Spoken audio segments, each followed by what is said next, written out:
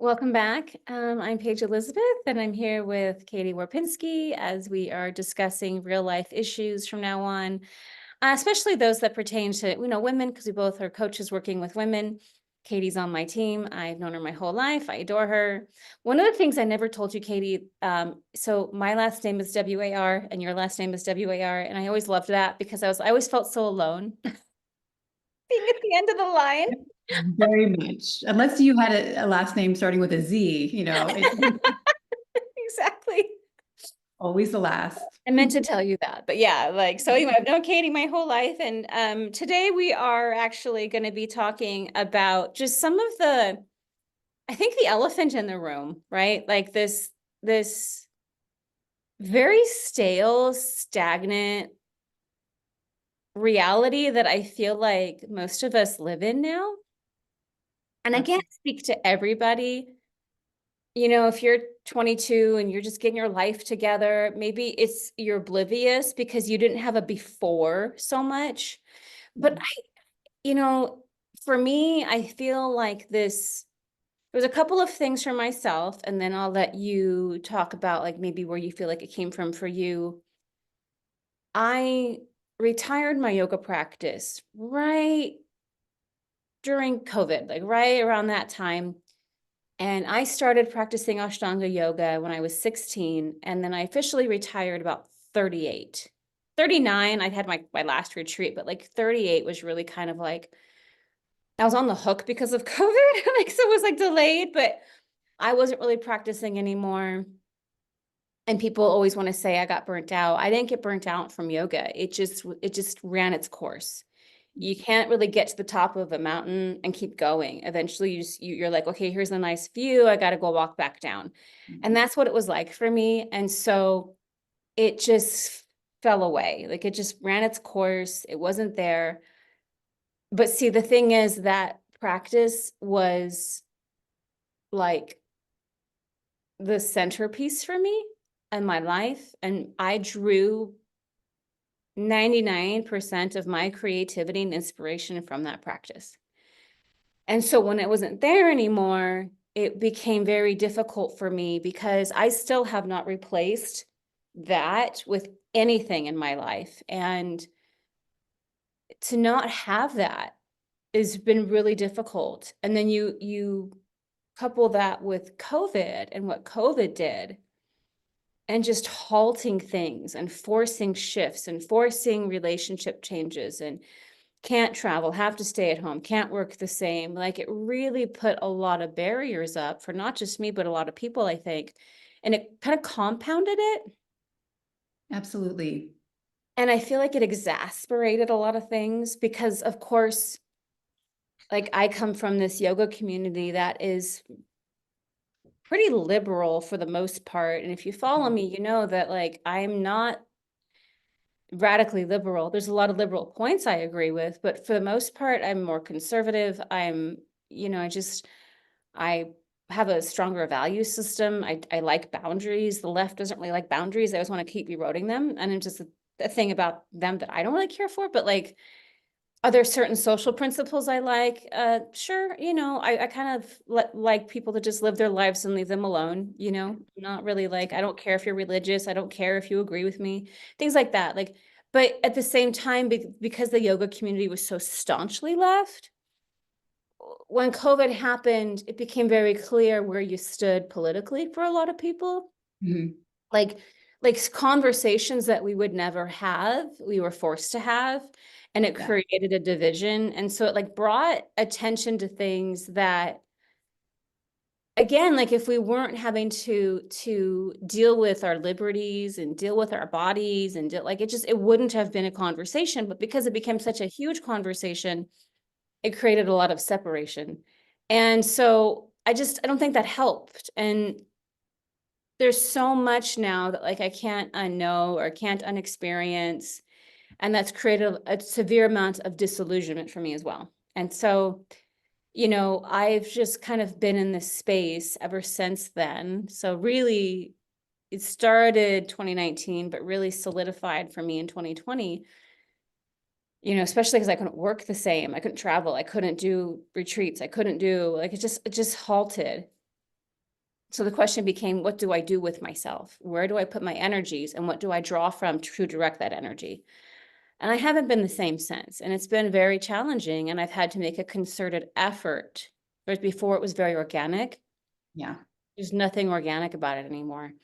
And so every day just feels like I'm up against this kind of stagnation. And I don't want to become a nihilist of like, well, what's the point? But Well, like, that's the point. yeah, but collectively we were up against so much right now.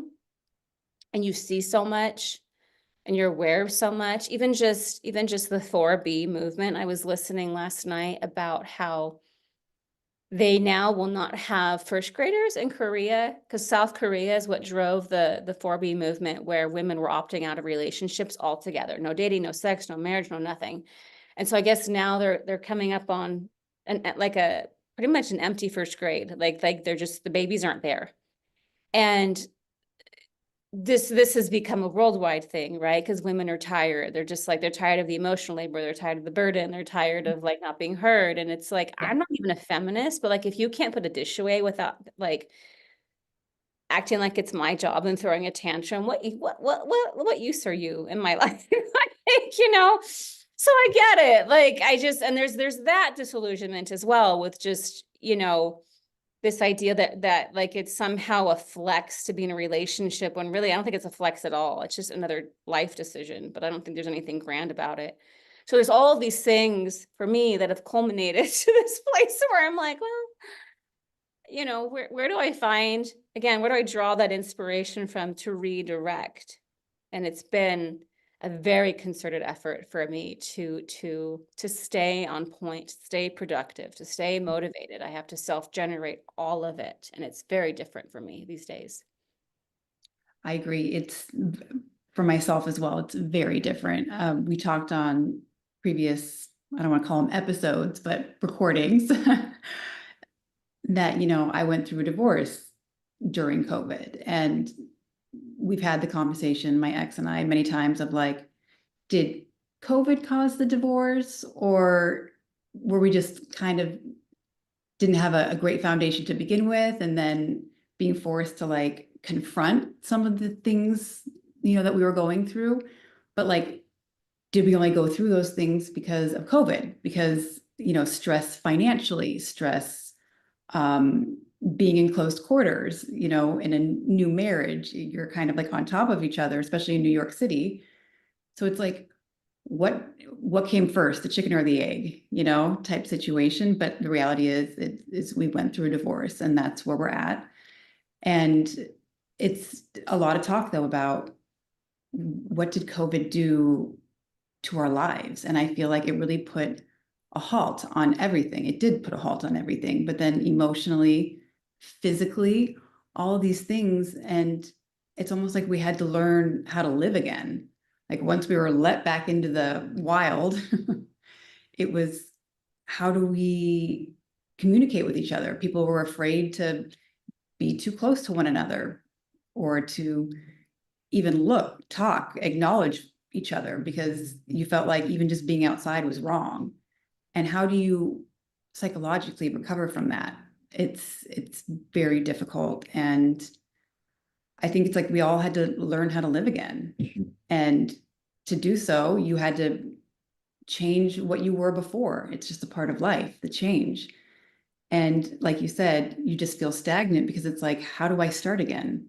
Mm-hmm. Where do I begin? Where do I begin? We had this conversation of, I want to do XYZ, but I don't know how to start doing that. And you had some great advice for that. It's like, you just kind of have to start. Just pick a point and just move forward. But it's hard and scary.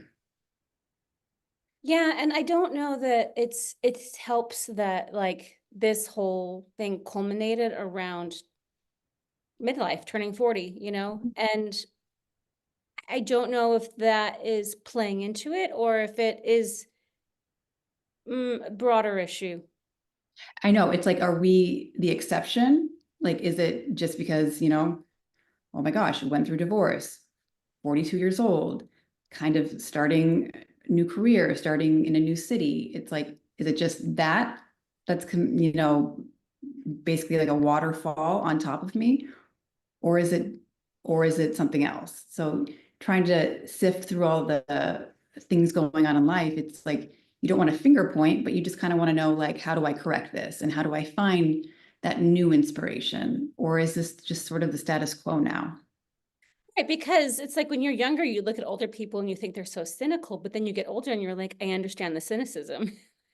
Why are they playing that music so loud? Now I Like get it. you understand the cynicism. You're like, okay, well, I've lost a handful of loved ones to death. I've now had to put down more than one fur baby. I've been assaulted. I've been through, major financial losses because I'm an entrepreneur, so I take those risks. It's like, it's hard to separate that stuff out, and when you've dealt with one douchebag after another, you're like, okay, yeah, and everyone wants to be the exception to the rule. And you're like, I'm sure you aren't, but anyway, have a nice day. So it's hard to not be Yeah, in that space. And it's not because you just want to be, again, like a nihilist, but it's just your experiences have formed you.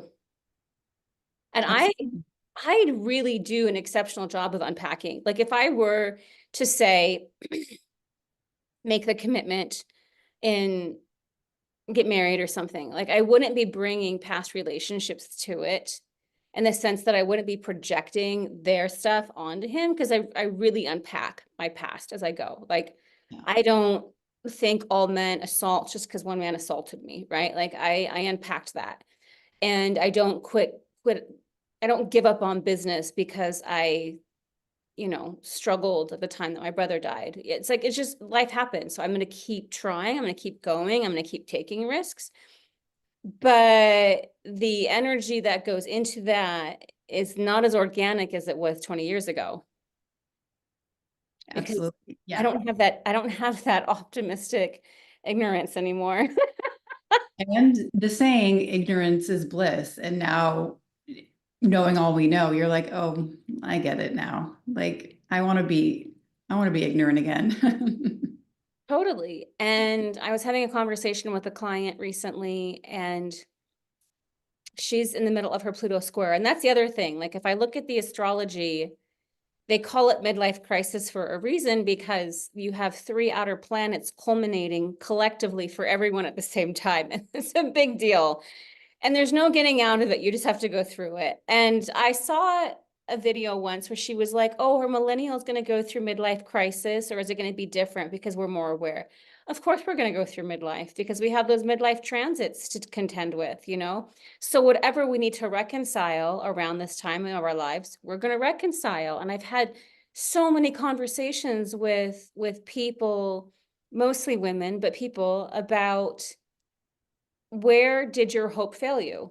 Where did your ambitions not come through? Right? The idea that, like, when you're little and you're looking up at life and you're like, of course the bills will be paid, and of course we'll just have careers, and of course there'll just be that person in the family. And then you step into adulthood and you're like, well, this is a shit show. And it's not, Take me back, put me back, put me back. I it's don't, not like a straightforward line at all.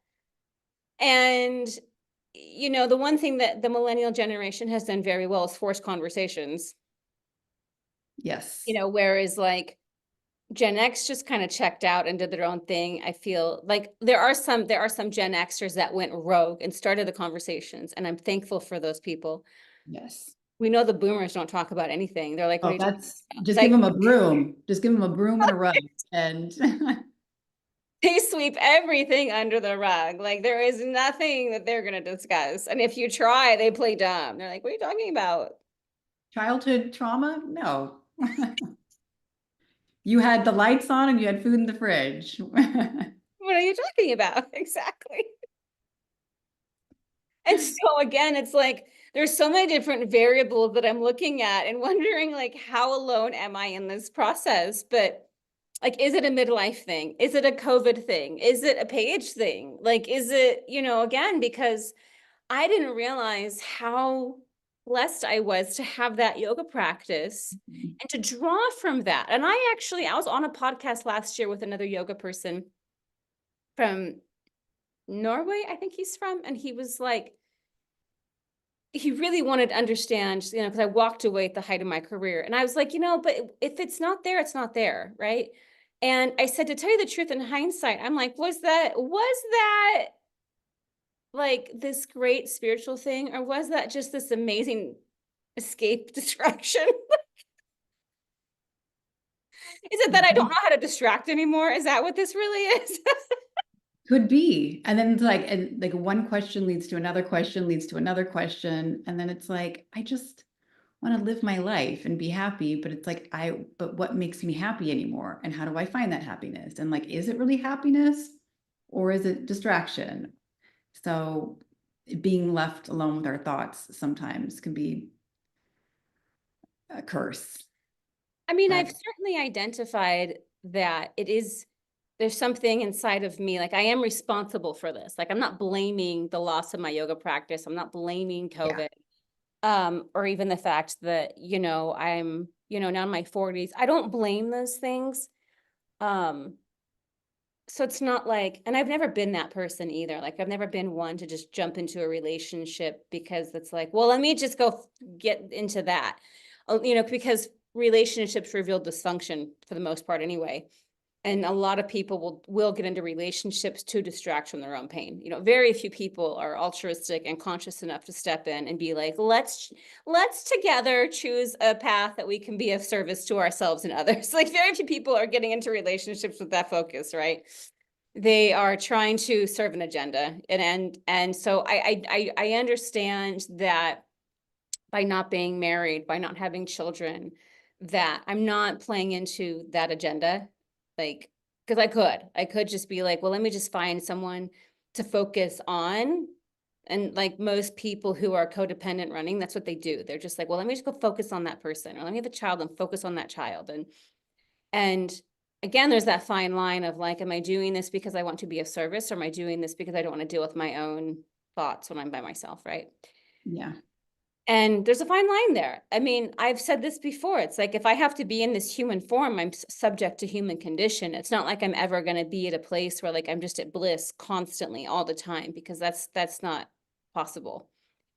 But but at the same time, like where can I draw that creativity and inspiration from now? Do I need to go more into the humanness? Did I go too far off the path? Am I like living in the ethers of space now, and I got to come back to planet Earth and be a human again? Because yeah. that's kind of where I was before.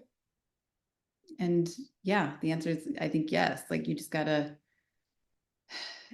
keep trying different things in that sense of like we said, pick a spot and just start. And then if it's not working, then you pivot. But then the question is, how long do you give something until you say, okay, this isn't working? Because nowadays people want instant gratification. It's Mhm. like, oh, okay, I started a new diet. Day one, I should feel amazing. Well, no, things take time. But again, how much time and how much energy? And when you feel like you're not getting something in return, it's this feeling stagnant and just, okay, well, then I got to try something different. But now what is that different thing and how do I find it? So it's like a lot of conversations about how you find what's right for you, but Well, and who's to working say? with people who are like overachieving, like there's again a fine line between like, are you addicted to your work? Are you addicted to this process?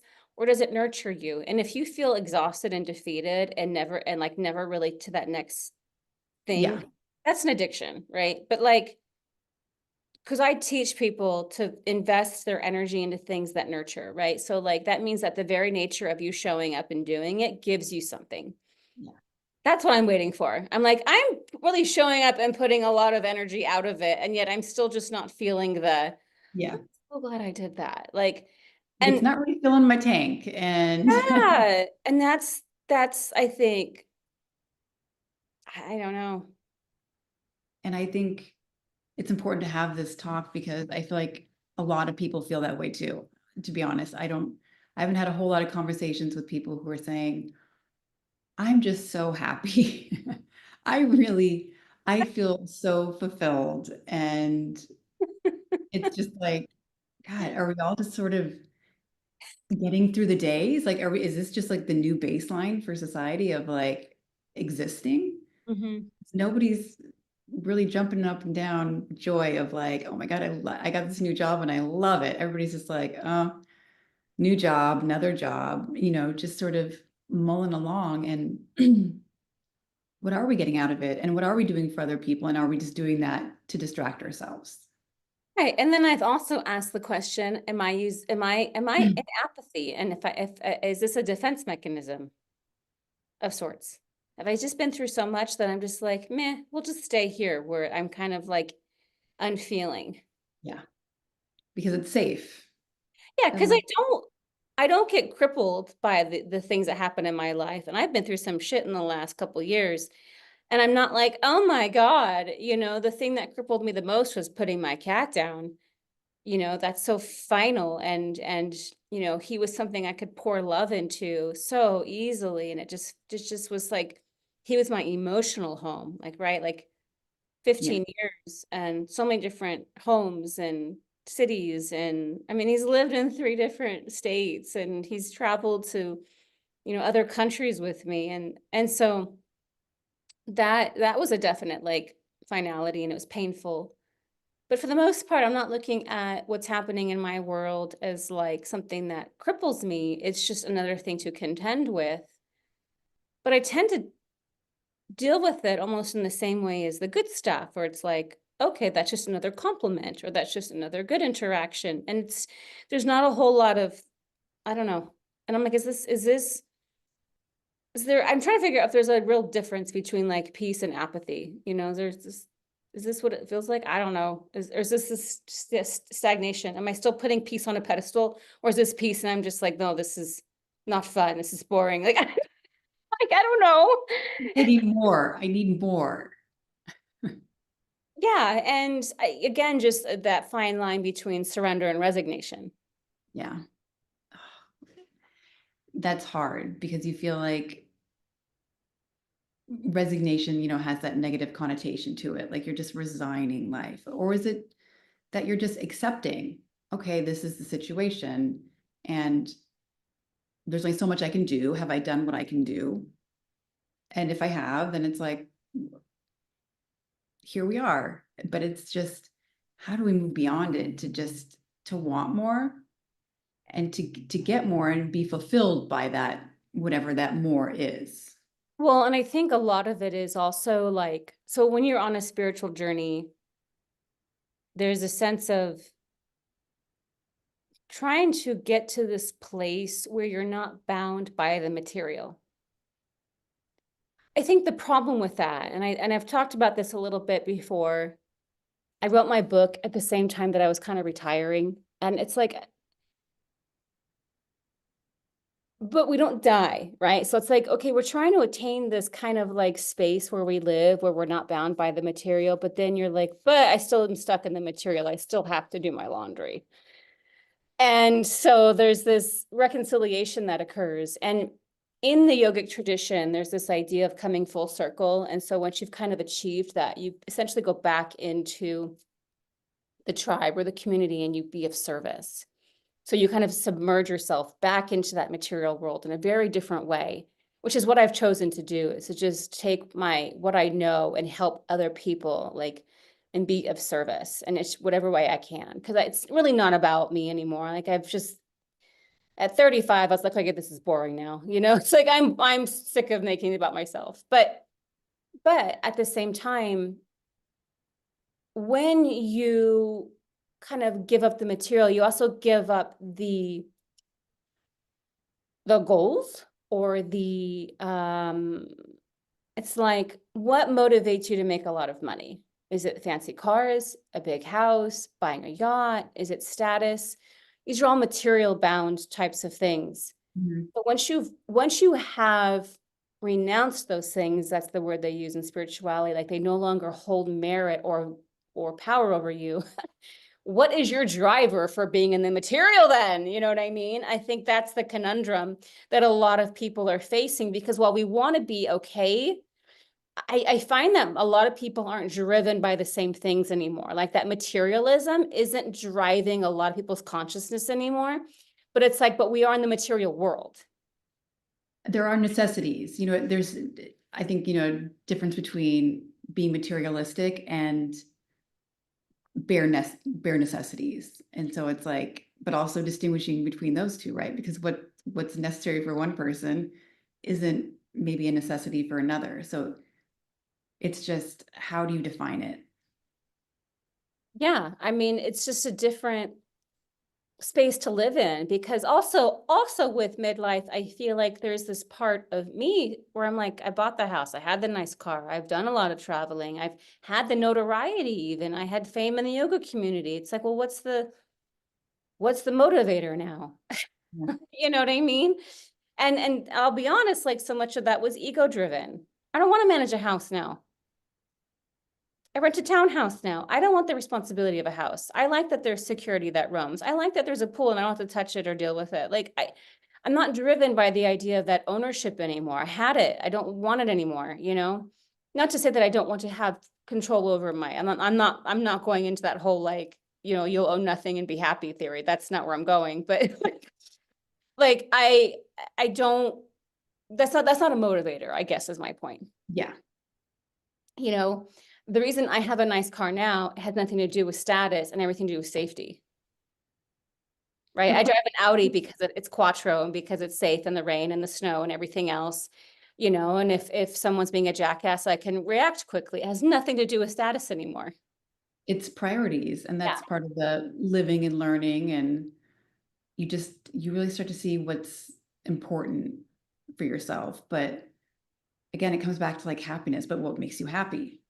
So, Well, and I can understand why people would have children, because it gives them someplace to put their focus. And that is the hardest thing I think about being human, is what do I do with my focus? Because the hardest thing to manage is this between our ears. oh, yes, got to tame the beast. Where do I put that focus? And if I don't have something to, whether it's inspire me and or distract me, one or the other, like, if I don't have that, there's nothing more annoying than being like, I'm doing this thing while I'm aware that I'm doing this thing. I want to be immersed in this thing and not having this part go, are you still bored? Yeah, I am.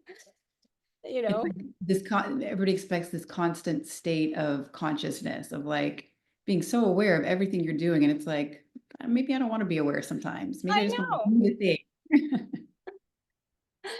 Right. And so, like, I've definitely gotten to a space in my own spiritual path and learning and process and teaching others, where it's like, we don't want to outrun the ego so much that we can't enjoy life. And sometimes I wonder if I did that. Like, if I really just got to a place where there was so much awareness that it was hard to enjoy the moment. Oh, that's hard. Because I even find myself now when I do have like these really nice moments, it's like, oh, stop and be very aware that this is a nice moment and that you're going to look back on this and know that it was a nice moment and think about thinking at that moment, I thought this was a great moment. It's like there's too much, you know what I mean? Like over analyzing of everything. And it's like, just exist. And it's like, but how do you just exist? Because then you start getting stressed about everything else. And it's like, Well, I did the just existing thing, I took an intentional hiatus, and it was very stressful to just exist. So, it was like, again, where do I put my focus? What do I do with myself? Because you can't just, the second that you're just being, again, if you're not actively moving forward, then there's the decay that sets in. yeah. So it's people who want to escape into that space. It's not as great as you think it is. It's not. It's the grass is always greener, right? You always like when I had left my previous job, it was like a 1 hour of relief because it was like had a horrible boss. It was just a bad situation. And so I felt like I was being so strong by making that decision to leave that job. But then I didn't have a job. And then I was so stressed that I didn't have a job. And it was like, I guess it's true, like pick your hard. Like, do you want to deal with a horrible boss or do you want to deal with the anxiety of not having a job?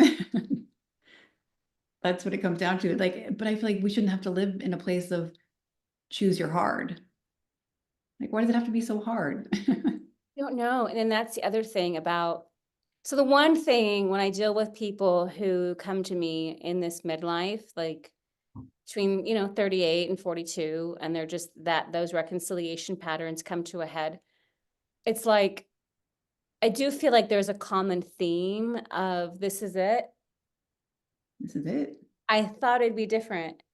I mean, I literally from like the executive types to the mommies, we all find ourselves in the same boat with that part going, um, I really thought it'd be different.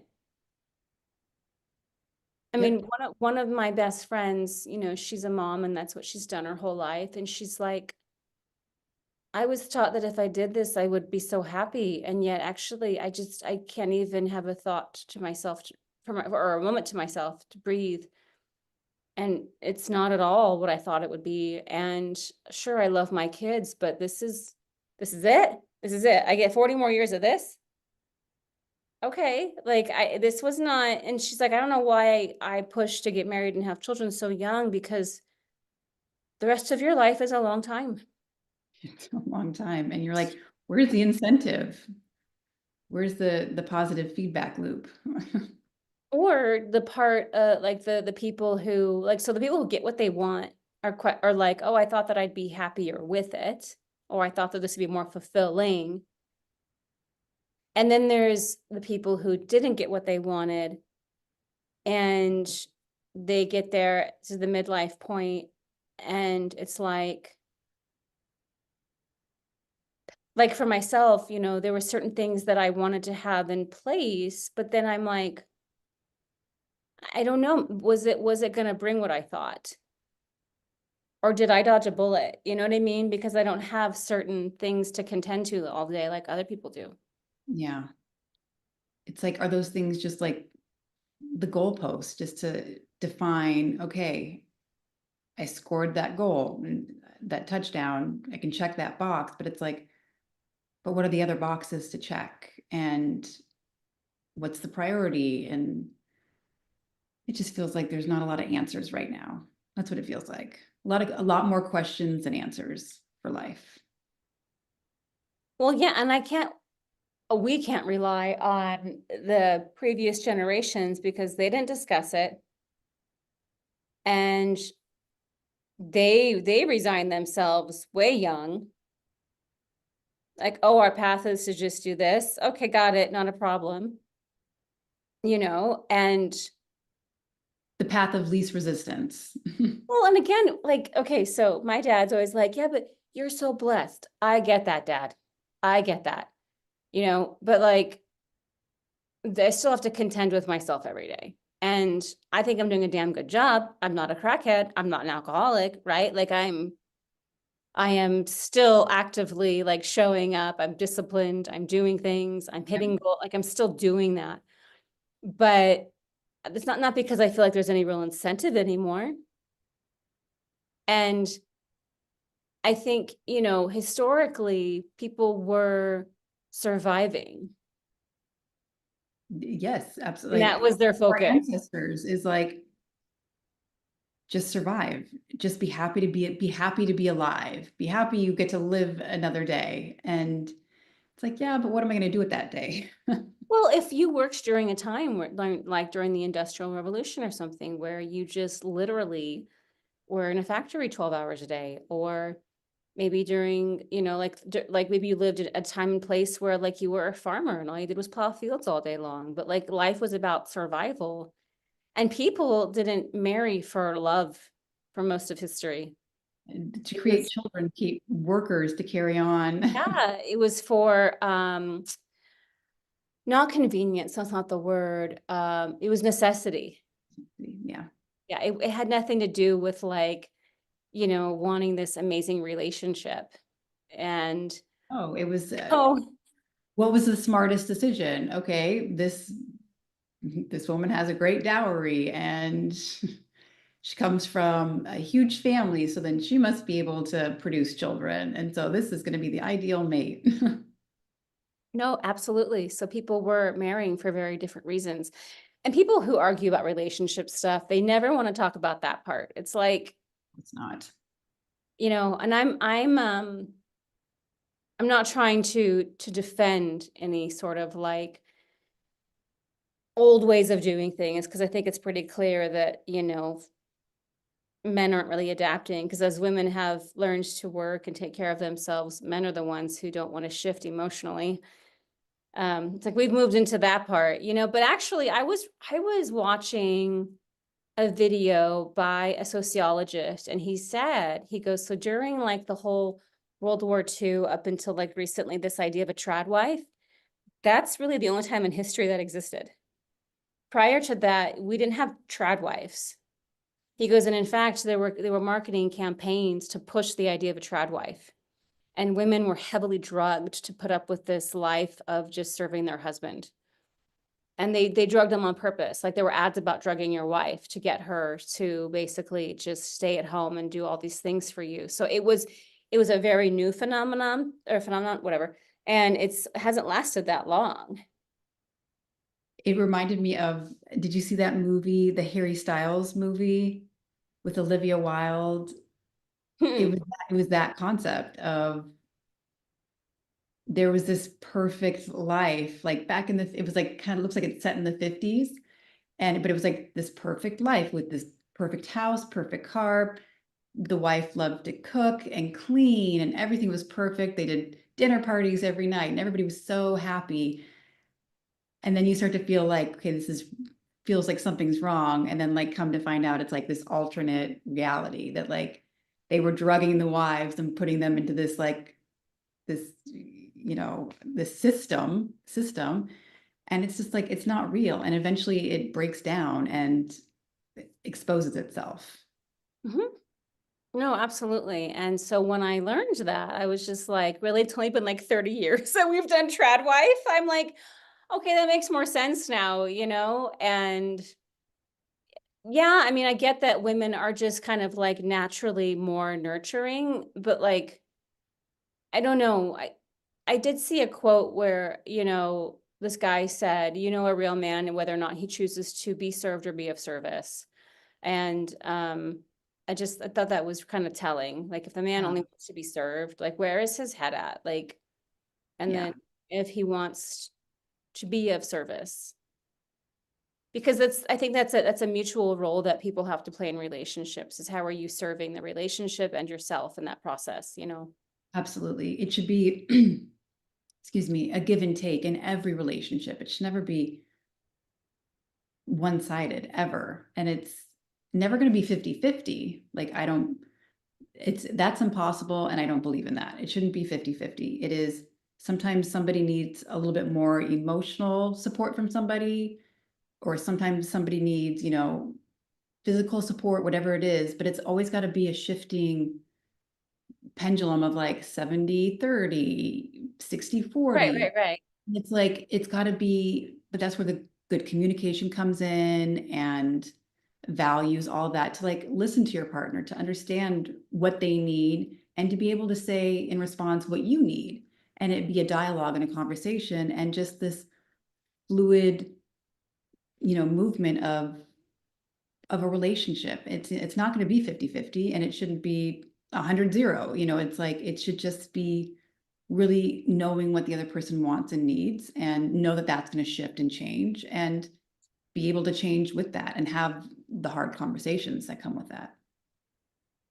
Oh yeah, absolutely. I mean, any system, the parts work because they know their roles and because they do them well. So it's not like we all have to do everything equally well. Like that's not what I'm saying at all. But if you have things that you do well, just naturally as a person, show up and do that in your relationship too. Like men will do for their bros stuff they'll never do for their wives. And it's really sad, It's like, you obviously do that well. Why won't you do that for her? And I remember one of my exes, he was just like a handyman by nature. It was great to have him around. Like, but when I would ask him for help, there was always this like, you're such a jerk. Like, oh, my girlfriend doesn't like to put out. No, well, I mean, are you kidding me? Like, if that's the only reason I'm around, you know what I mean? It's like, I obviously don't know how to get in there and fix the heat. I don't, but you do. And like, you're going to give me shit about it. when you would actually warm me up quite a bit on multiple levels if you would just tend to that heater right now, sir. But like instead you're going to be a douchebag about it and then complain that I am not more willing to spread my legs for you. Well, there's a reason for that. So just saying. But it's like, again, whatever you do naturally, bring that to your relationship, and I guarantee your relationship will do much better. Amen. Like, because I know as a woman, like I instinctually just want to serve and nurture those I care about, but if you get to a point of like entitlement with it, Yeah. it's not enjoyable anymore. I know when it's just expected of you and not appreciated, that's where that's where it gets to be difficult. Because I as well am a caretaker. It is what it is. People are like, you do too much too soon.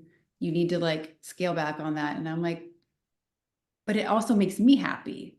So it's like I understand that there is, like a balance to it, but I like to do that. But then when it starts to like not be, and not every little thing has to be acknowledged and appreciated, but like as an overall tone, do you know what I mean? Just like a thank you every so often goes a really, really long way. And that goes with any relationship, not just, you know what I mean? People just take things, for granted. And it's like a thank you goes a long way. No, absolutely. So, I mean, I feel like there's so many things that are culminating collectively right now. And I know for myself, it's making it really challenging to live in an ignorant, unconscious way. And of course, that consciousness just makes it that much more difficult for me to like find joy.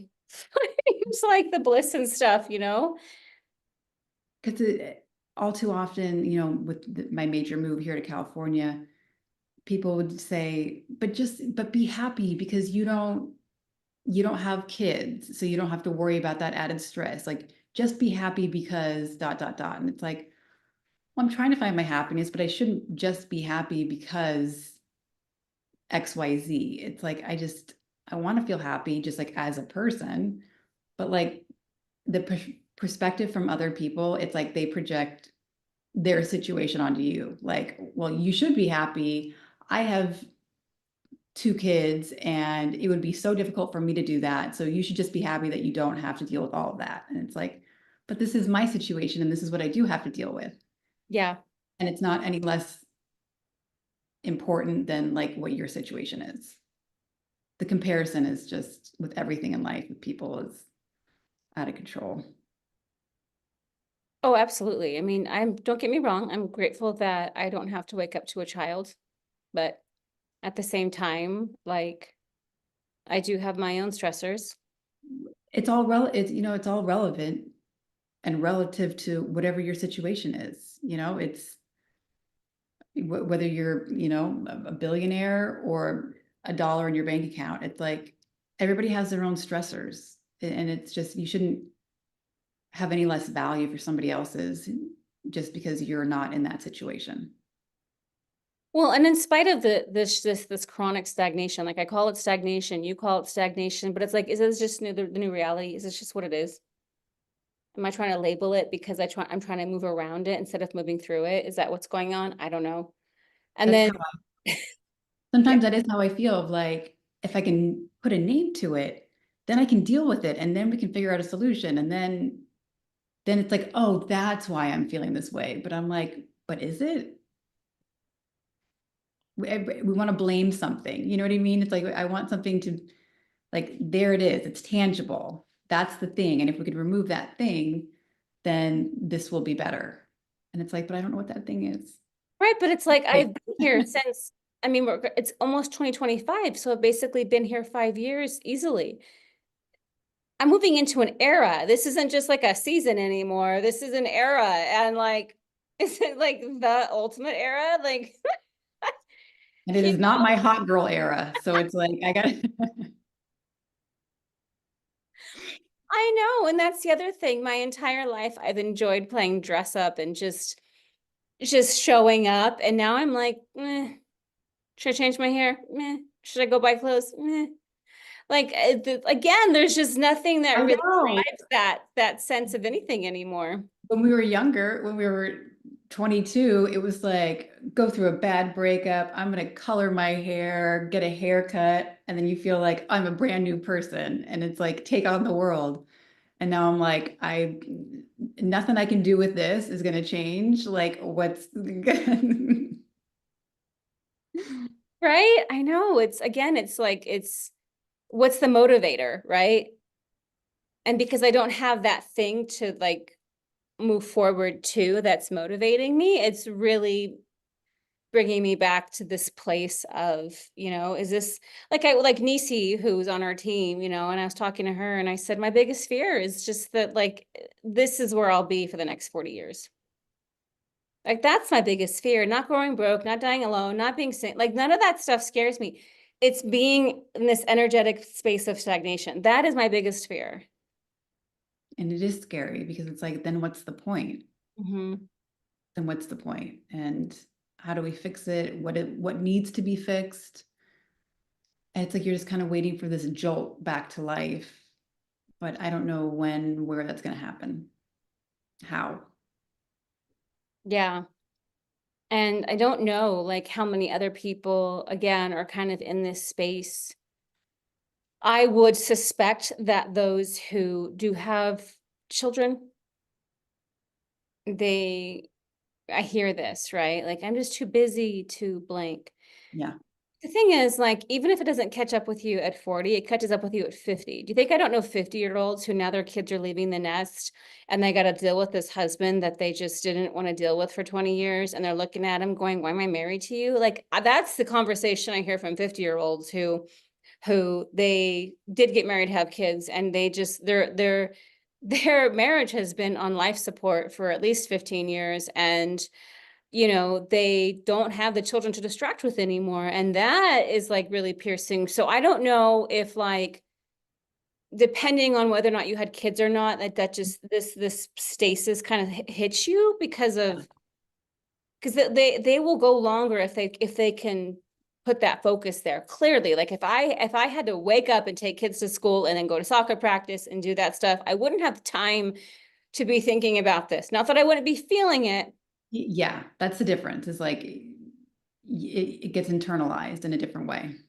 Or is that stasis worse because they ran into this? My life is just this tiled merry-go-round every day. Did they run into it sooner and they've just been in denial this whole time? Like either way, though, I feel like the conversation is very valid and very relatable. Like I said, my friends who got married and had babies, like, and that's all they do is kids, you think their life is not boring? You think those women who are like, I am just a mom. I saw a TikTok and this lady was like, she just stays at home all day with her kids. And she goes, being married and staying home with kids is the most boring and what was the word she used? Lonely experience ever. I could see it being very lonely. So it's like the child is the distraction, but the distraction is also the thing that's perpetuating the Yeah. stagnation, right? So I don't want people in the audience to assume that because we chose not to have that thing, that that's why we're here. No. Again, every circumstance has their own set of challenges, and that's just the reality of it. And it's like people think we have it so easy because we don't have kids, but it's like no. But then people expect so much more from you career wise and like all these other aspects of your life that should be then you should be excelling in just because you don't have kids. And it's like, well, no, all this has its own set of challenges as well. It's not like not having a family suddenly opens this door of like opportunity and wealth. And it's like, nope, it's got its own set of challenges. Well, and again, it's not like I don't meet these 50-year-old women who their kids have gone off to college and now like I know a handful like who they are just obsessively trying to keep themselves busy because the kid is gone and they don't want to deal with their husband. And they are so unhappy. And you ask them to sit still for 5 seconds and they won't do it. They don't want to be left alone with their own thoughts. Yeah, they've been burying that piece for so long that they're afraid it'll surface if they sit still long enough, and they can't do it. And these are yoga teachers I'm talking about. Like, yeah, go do some yoga. Like, go sit still for a second. And they just can't do it. They'll crumble. And that's scary. I think so. One thing I will say, I feel like one thing that people are afraid of is that beyond everything they interact with or distract with, that there's nothing there. Like, the biggest fear is that there's nothing to me if I'm not this thing outside of me. I've gone there, and it's not that bad. It's a little boring. It is what it is, but it's not like this killer pain that you think it is. And It's you're in good company if you feel that way. I really would be so interested to see what people are thinking watching this, like how is this resonating with people, and like what are their trials and tribulations? Like what set of challenges are theirs, and like what's their circumstance, and how do people define that to them? And I'd be really interested to know. So put something in the comments. Yeah. Well, and I look at my Mormon family, and the church is their distraction. Now, I know you were raised Catholic. I mean, I was raised Mormon. Mormons will just completely eat up your entire life, your schedule. They'll demand so much from you. And Mormons will absolutely make that the centerpiece of their life. And so that's what they default to constantly. Well, the church, well, the church, well, the church. They're I hiding behind it. Yeah, I could never do that. I stopped going to church as soon as I got my driver's license. I was out of there, but like, but What did your parents I say? watched my cousins and, my sisters, and they're like, well, the church. And it's like, I get it. And when like I don't like religion in general. I find it to be a nuisance. However, I would never take someone's religion away from them, because if that is what you need to get by in this world, I am not going to try to take that from you. To me, it's like if whatever you need to get by, and as long as it's not hurting others, do what you got to do. Yeah. Do what you got to do. Yeah, totally. Totally. So again, I don't know if you and I, Katie, are kind of the exceptions to the rule, or if this is like a completely new phenomenon that people are dealing with. Um, I don't know. And you say that, and it's like being the exception to the rule, but I'm like, it's like a no-win situation, right? Of like, if we are the exceptions, it's like, well, what's wrong with us? You know what I mean? And then if we're not, you think, oh gosh, what's wrong with society? That like we can't get it together. You know what I mean? But it's like, it feels like a no-win situation, and that feels negative. And it's like, I don't want to, you know what I mean, perpetuate this negative cycle, but it's a balance of like trying to be introspective and try to find solutions without being too hard on myself right now. Do you know what I mean? Like to say like it's okay. Like if we're just trying to get through, you know what I mean, just keep our head down and plow through, then like we do that. But also just be aware that at some point we need more. No, absolutely. And that's why I came to that kind of conclusion, when everything kind of came to a head for me. And I was like, wow, there's no antidote. There's no antidote to being human. There It's not isn't. like if I go start a yoga practice, or go become a monk, or go, like dive into Christianity. There's no antidote really to being human. You still have to manage it. And just do your best at it. And I think that's like been my big takeaway. My beliefs are not static. My beliefs are always molding and changing based on my experience. And I like to hold space for, that if I'm wrong, you know what I mean? Like, this is kind of where I'm at right now. This is what I've kind of gathered, and this is where I would love to be wrong. Like, I would love to be wrong about this one. I would love to dive into something again that made me feel like it was the antidote. And it's like, is it the kind of thing where we have to actively be seeking it out, or is it just the universe presents it to us and just being aware enough of like, oh, here's my opportunity, or here's the thing. I gotta explore that more. It's like, because most things it starts to feel like you just kind of gotta do your best, but then just wait for the universe to be like, okay, now's your time and go. And I've definitely, I've done both. I've been like, I'm just not going to force it anymore, but I've also been where I'm going to dive in completely. Mhm.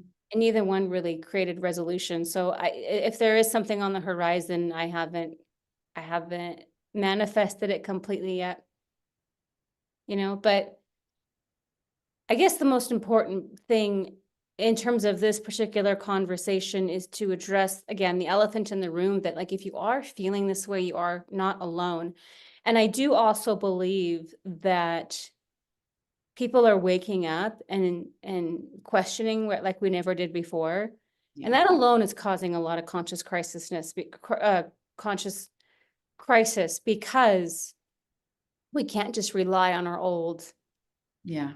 matrix. It's like, Gotta forge a like new path. when I see people leave the Mormon church and how that changes how they see the world. Yeah. When people wake up to their own health, like, oh my gosh, I've been poisoned all these years. Like, and they can't undo that. They can't unknow that now. And every time they go to the grocery store, they're going to look at food differently, right? And that's what I'm talking about, is like, people are waking up in so many different ways now that it's hard to go back and just play dumb and Yeah. pretend. Like once your eyes are open, you can't shut them again. It's like you can't go back, but it's scary to go forward. But yeah, but what's the alternative? You can't go backwards. You can't. And that might be where, maybe there's just like maybe the collective has to catch up a little bit or something. I don't know. So that we can co-create different things from a different place. Mhm. And like you said, I think the biggest message is for anybody listening that like you're not alone. Like it's hard. Like life is hard right now, whether it be, mentally, physically, financially. Just know that like everybody's got their thing, their difficulty, their challenge they have to overcome. And that even if you maybe don't, it's still, life is just kind of hard right now. And hopefully with time we move past it, but just gotta hope. Yeah. I mean, there's definitely like a, I think in terms of the waking up, there's a distinction being made between, again, going back to material versus spiritual. Like spiritual experiences are going to cultivate more joy, more inspiration, whereas like a material experience will cultivate more pleasure, more distraction. Mhm. And I think that there's eh, trying to reconcile that part, like, if we can't lean into our distractions and our pleasures, where do we put that focus if we haven't quite cultivated that relationship on a higher level, or more universal level or something? For me, at this point in my trajectory, I put my focus into creating those connections with other people, because that's the one thing I know that will help me feel of service. I mean, if all else fails, just be of service to others, which every human being should be doing anyways in some fashion, is to be doing more for those around you or for strangers. Mhm. Yeah, it was definitely, like the last 6 weeks of Charlie's life, as he really started to kind of, like, he couldn't go up and down the stairs, and then he couldn't get in the litter box, and I had to use puppy pads, and then he stopped bathing himself, and just watching this little guy kind of decline. And I don't know, there was something so wonderful about being able to help him. To be needed, wanted, and to be able to do something for another. Mhm. I think we all want that, Yeah. even us Yeah, but introverts. without imposing, right? Like a codependent will impose upon you, and it's like, ugh. But like, no, but to truly be of service and it be not because you're trying to move away from pain, but because your cup is flowing over so much that you Yeah. just want to give it away. Like had you said, I just have so much love to give, and it was going to Charlie that like, now what do you do with all that love? Mhm. Yeah, and you would think it'd be easy to give to people, but people really don't want to be loved. It's kind of interesting. I've learned this in my own healing journey as well as a coach. People, the second you truly give them love, they reject it. They're afraid of it. Yeah, They don't trust it. people are really good about letting you know they're not worthy. It's unfortunate. It is sad. And there's no amount of like pushing people around that and getting them to just take it. Like if they're not ready to receive that, which is why, again, like I don't choose to put it into a relationship because it comes with so much pushback and stickiness, you know? Um, Charlie did not reject my love. Charlie was like, I'll take more. Yep, I want some more. That's good, mom. Mm-hmm. And so then you get in the habit of giving more and more and more, and then all of a sudden one day you have it all, but like, where do you put it? So it's definitely been an interesting thought to have, you know. Like I said, it would be great if I could be in that space where my love wasn't rejected. I definitely knew I was in a different place in my life where I wasn't motivated to be loved anymore. I was motivated to give it. Like that's when I knew I had really shifted into a different space. How did that shift feel? Um, I felt like I was no longer a victim of my own pain patterns. Yeah. You know what I mean? Yeah. So when people are still screaming that they want to be in a relationship because they want to be loved, I know that they have a lot of work to do on themselves and their own inner child. But once you're kind of in a space where you're like, God damn, I have so much to share. And like, where do I stick this? Like, and Mhm. you're not even concerned about their response anymore. You're not concerned about whether they text you in, 2 minutes or 2 hours anymore. Like it becomes more about like just how you can show up for them as opposed to like them validating you. Then you've really shifted as a human. Exactly. I agree. People are like, because the guy that I was seeing in Florida, and I still talk to him, it's like he's very avoidant, he really runs on that spectrum. And people would be like, how do you go days without hearing from him? And I'm like, because I don't lean on him for any validation. I don't know, like Yeah.